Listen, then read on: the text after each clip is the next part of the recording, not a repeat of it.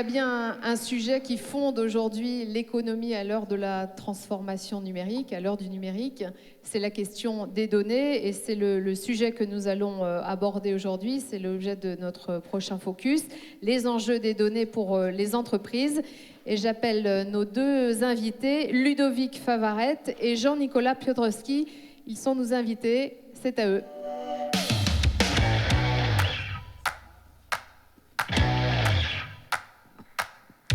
Je vous en prie, messieurs, installez-vous. Merci de les applaudir. Alors, Ludovic Favaret, vous êtes directeur de la... Merci pour eux. Ludovic Favaret, vous êtes directeur de la gouvernance et de la démocratisation de la data au groupe BPCE, un poste nouveau au sein du groupe bancaire qui s'engage dans une sorte de contre-offensive face aux néobanques. L'objectif, c'est de valoriser les données au service de vos clients et de vos collaborateurs. Vous nous direz comment vous menez cette stratégie et aussi combien il faut sans doute être précautionneux quand il s'agit de données personnelles. On peut, en tant que client ou en tant que collaborateur aussi d'ailleurs, donner sa confiance rapidement. On peut aussi assez facilement la retirer. Et vous, Jean-Nicolas Piotrowski, vous êtes PDG d'iTrust, une entreprise que vous avez fondée en 2007. iTrust qui propose des prestations d'externalisation de gestion de sécurité informatique. Vous êtes impliqué dans le développement de l'entrepreneuriat et de l'écosystème des startups ici à Toulouse. Vous avez fondé un centre de formation qui s'appelle l'Académie numérique du 21e siècle, AN21 ou 21, je ne sais pas, vous me direz, et qui a ouvert ses portes à Toulouse. Vous allez évoquer les risques et la nécessité de créer un écosystème de la cybersécurité lié bien sûr à la protection de la data et de la vie privée. Et puis aussi de la souveraineté numérique en Europe. Nous avons 17 minutes ensemble pour évoquer cette question. Ludovic Favaret, d'abord, pourquoi chez BPCE on parle de gouvernance et de démocratisation de la data? Parce que ça fait sérieux. Non, plus sérieusement, gouvernance et démocratisation de la data, c'est deux termes qui au final sont assez simples. La gouvernance, le groupe BPCE, c'est un groupe qui fait 108 000 personnes.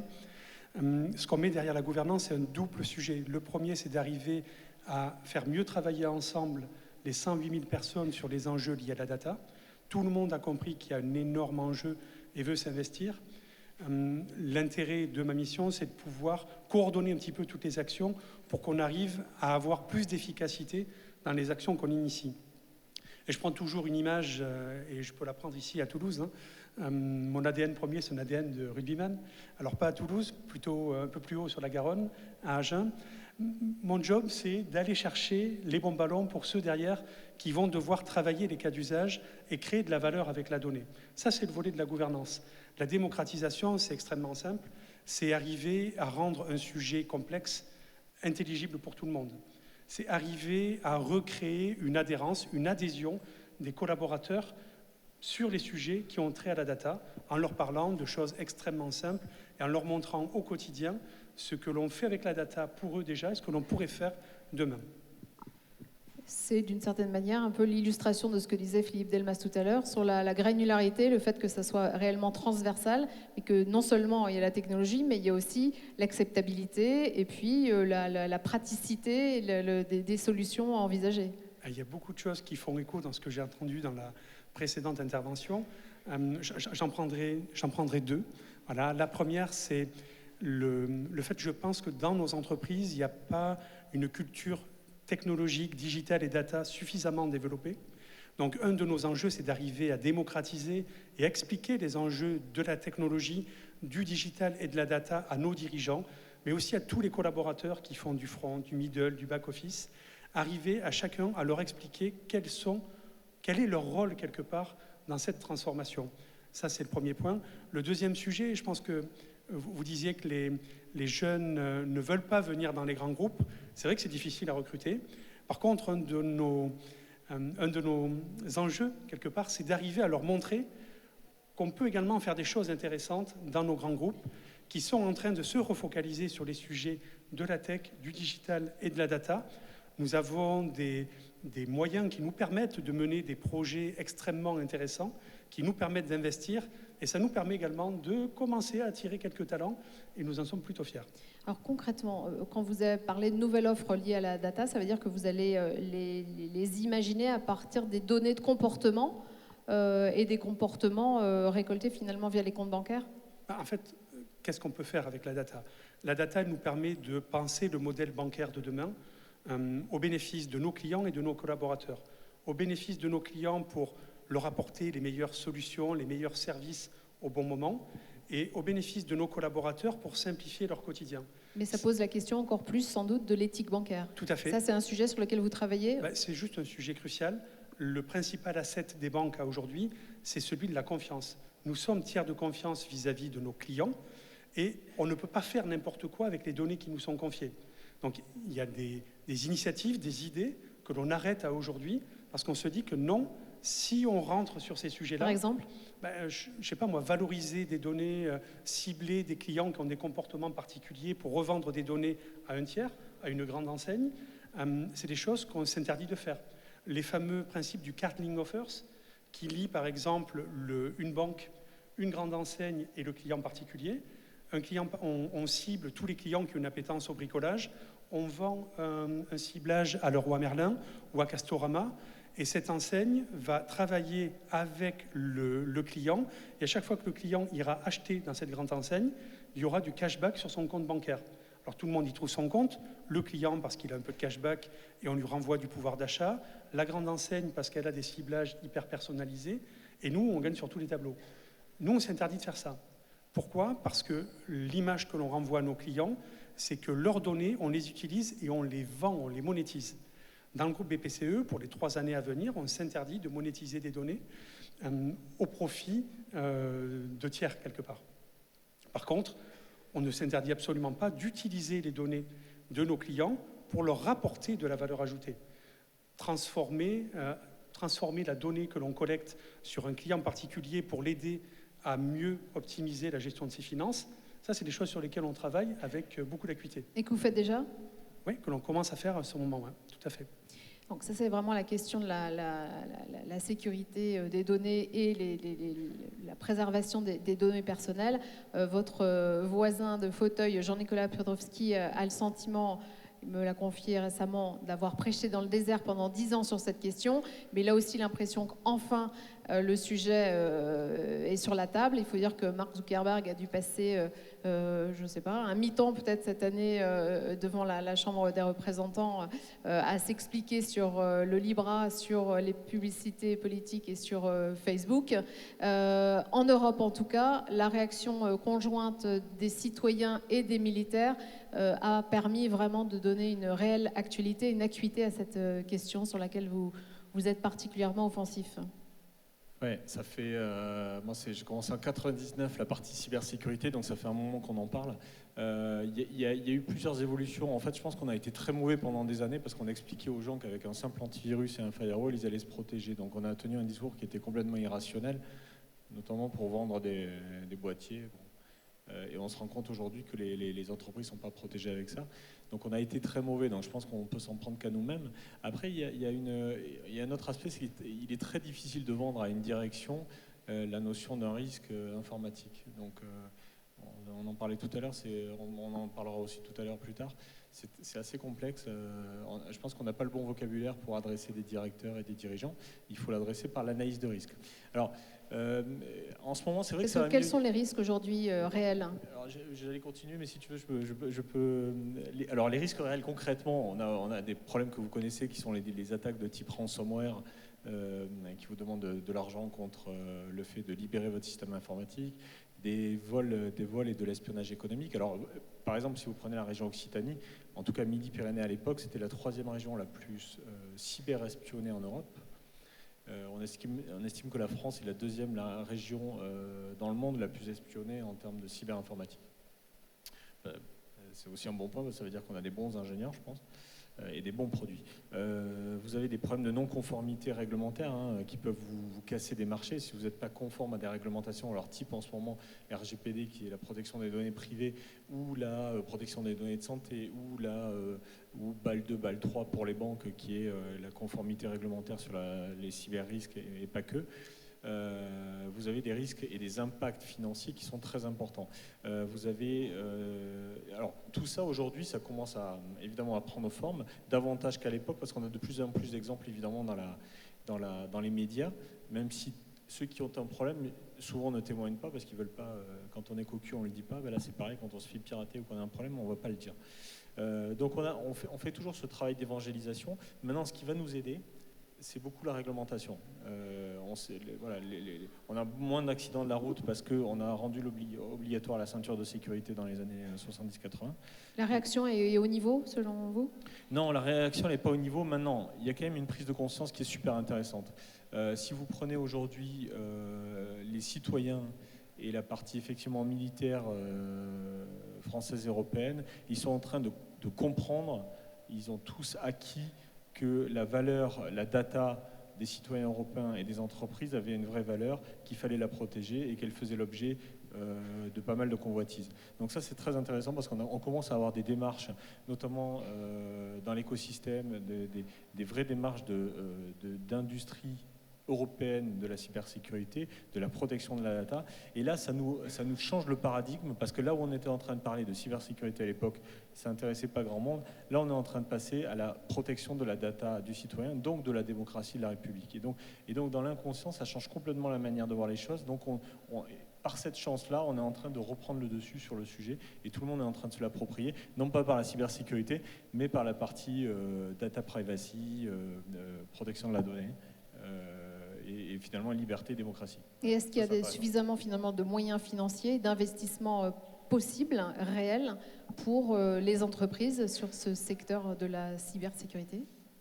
Moi, j'ai deux types d'entreprises. J'ai des entreprises qui, elles se rendent bien compte du risque et on arrive à tenir un bon discours, donc elles vont investir parce que ça reste un investissement. C'est pas de l'argent perdu. On le présente toujours comme un retour comme une assurance. Non, aujourd'hui, c'est un vrai investissement. Investir en cybersécurité, dans la protection de la donnée, ça veut dire aussi montrer une charte RSE à un client en disant votre donnée, je ne suis pas en train de la vendre. C'est aussi pouvoir répondre à des appels d'offres sur des grands donneurs d'ordre qui vont vous dire attention, pour répondre à l'appel d'offres, il faut que vous soyez référencé cybersécurité, montrez-moi votre politique sécurité, etc.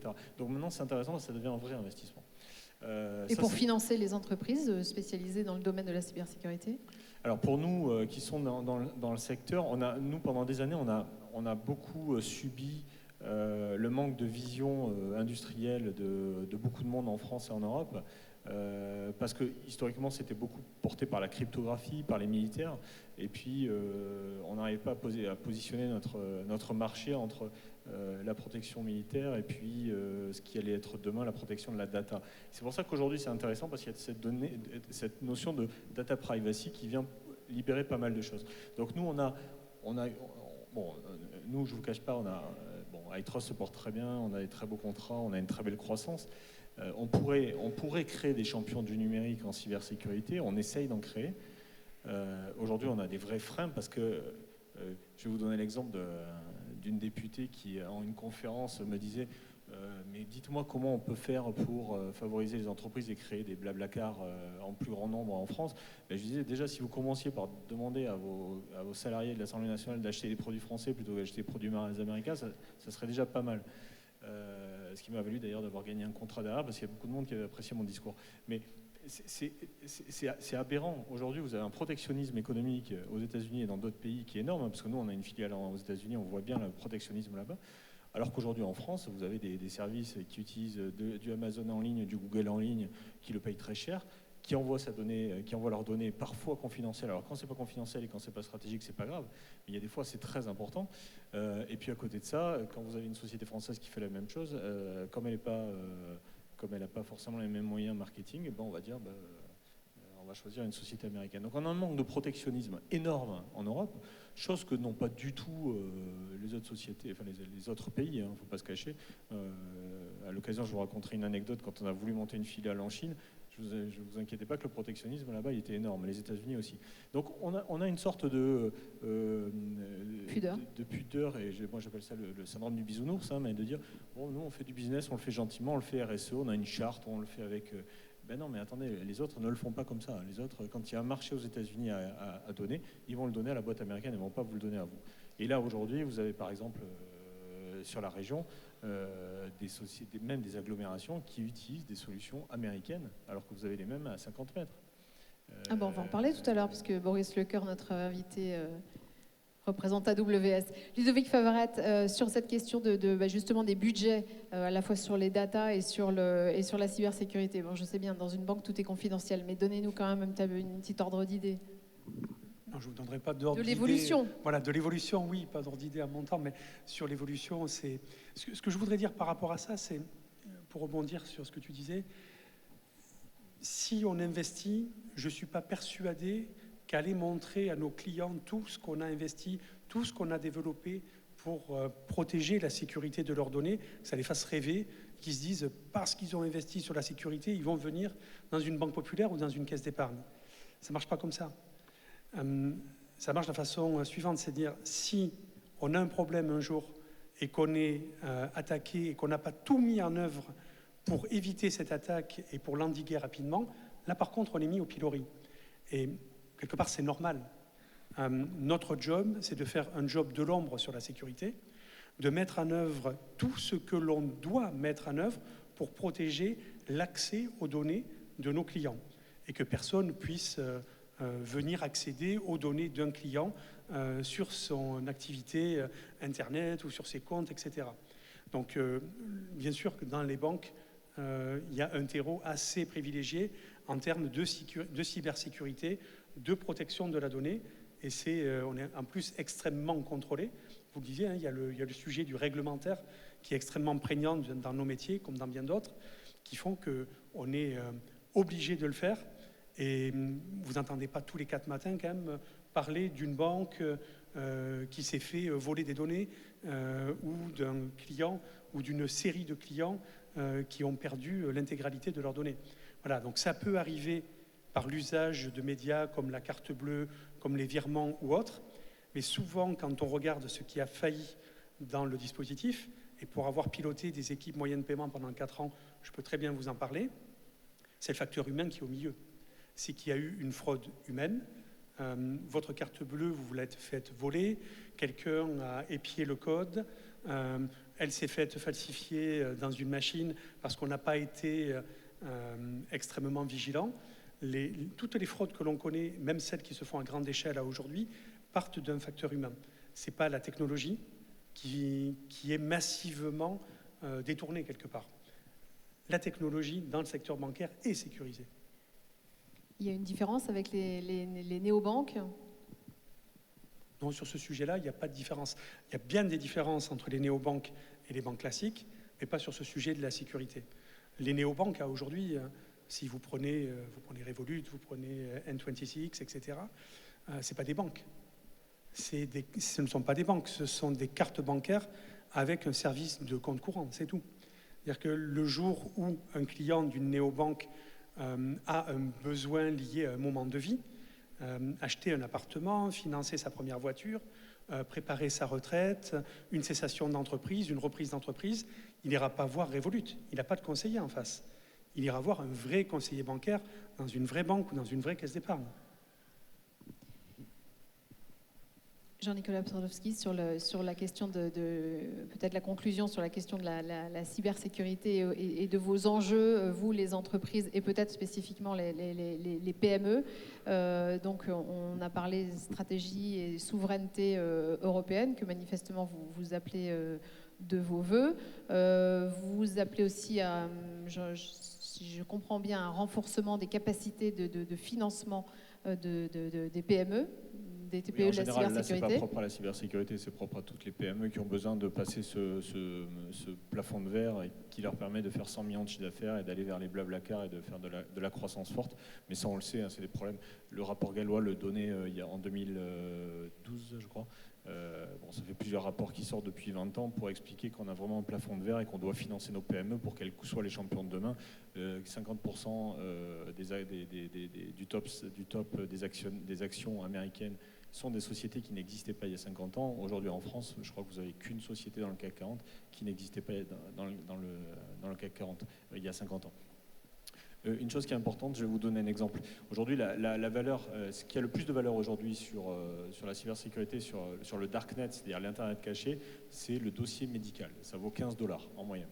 Si vous voulez acheter un dossier médical piraté, c'est 15 $. Le numéro de carte bleue vaut 1 $. Donc vous voyez bien que, j'enfonce une porte ouverte, toutes les datas ont une vraie valeur qui devient importante. Je vais vous donner une idée. Enfin, un exemple, c'est que pour bien montrer l'impact que ça a, c'est-à-dire la protection de la donnée et la cybersécurité, vous avez par exemple PayPal, qui est une banque qu'on connaît bien.